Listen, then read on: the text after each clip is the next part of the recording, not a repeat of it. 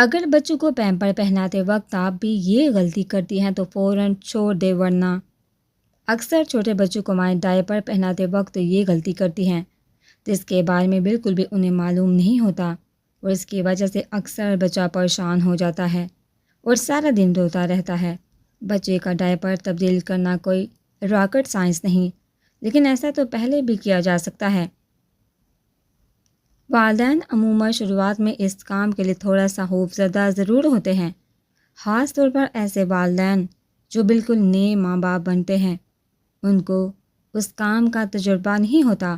آج ہم ایسی ماؤں کو چند بہت ہی کارآمد طریقے بتائیں گے جن کی مدد سے آپ اپنے بچوں کو صحیح طریقے سے ڈائپر پہنا سکیں گی اور آپ کے بچے اور بچیوں کو آرام حاصل ہو سکے گا۔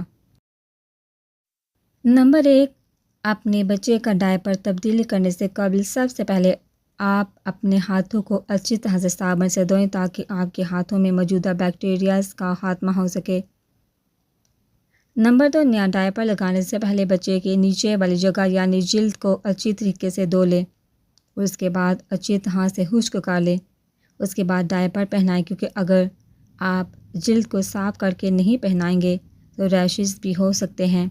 نمبر 3، اپنے بچے کو ڈائپر ہمیشہ ناف سے نیچے تک یہ پہنائیے، کیونکہ اس سے بچہ آرام دہ محسوس کرتا ہے اور اس کے ساتھ ساتھ اس کو پیٹ درد کی شکایت بھی نہیں ہوگی۔ اکثر دیکھنے میں آیا ہے کہ مائیں بچوں کو پیمپر ناف پر باندھ دیتی ہے، جس کی وجہ سے ان کے پیٹ میں کھچاؤ پیدا ہو جاتا ہے اور پیٹ میں مستقل کھچاؤ رہنے کی وجہ سے گیس رک جاتی ہے۔ یوں بچہ تکلیف سے دو چار ہوتا ہے۔